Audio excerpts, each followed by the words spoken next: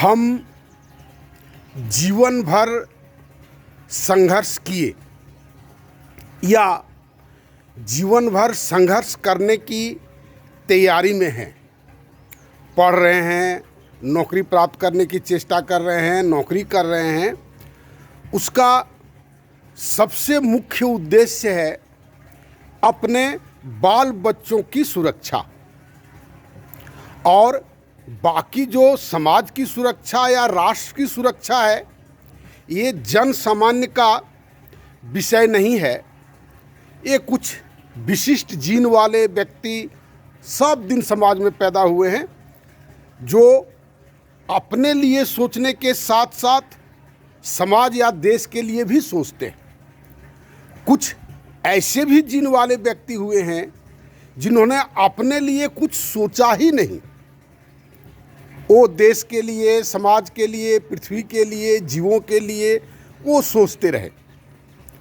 और वैसे व्यक्तियों की संख्या हालांकि कम है, लेकिन अधिकतर व्यक्तियों की संख्या है कि हम अपने बाल बच्चों को रास्ता पर चढ़ा दें, उनके भविष्य को हम सुरक्षित कर दें, आर्थिक रूप से सुरक्षित कर दें। आध्यात्मिक रूप से सुरक्षित करें या न करें, लेकिन आर्थिक रूप से हम सुरक्षित कर दें, यह एक सबसे बड़ा सत्य है।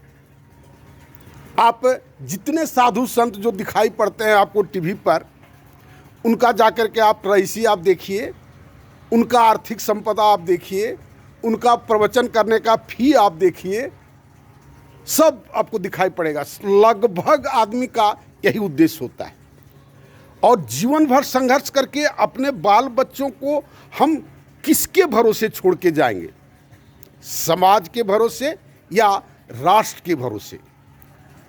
आपको ऐसा महसूस नहीं होता है कि अगर हम समाज या राष्ट्र को अगर व्यवस्थित नहीं कर जाएंगे तो हमारा जीवन भर का पीढ़ी दर पीढ़ी का प्रयास निष्फल चला जाएगा?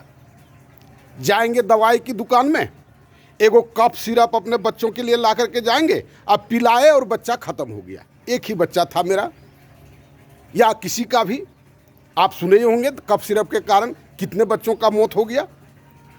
गाड़ी भेजे, एक्सीडेंट हो गया, हमारा कोई गलती नहीं था, दूसरे ने आकर के चढ़ा दिया हमारे ऊपर। तो न्यायालय में गए, वहाँ न्याय नहीं मिला। शिक्षित करने का प्रयास किए, उचित शिक्षा नहीं दे पाए। जॉब के लिए प्रयास किए, जॉब नहीं मिला।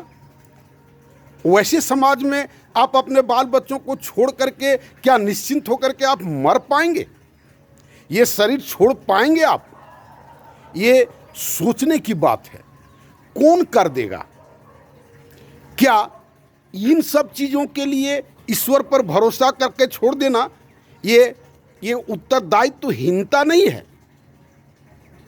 फिर आप कहेंगे कि आप ले दे करके फिर उसी पर बहुत बड़ा बाधा है।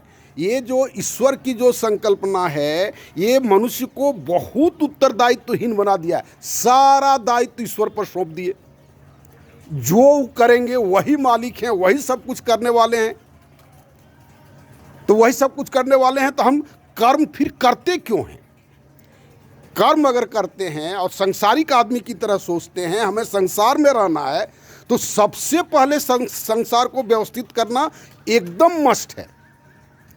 और जिस ईश्वर की बात करते हैं, अगर वास्तविकता में देखिएगा तो आपके भीतर वो बैठा हुआ है, सबके भीतर बैठा हुआ है।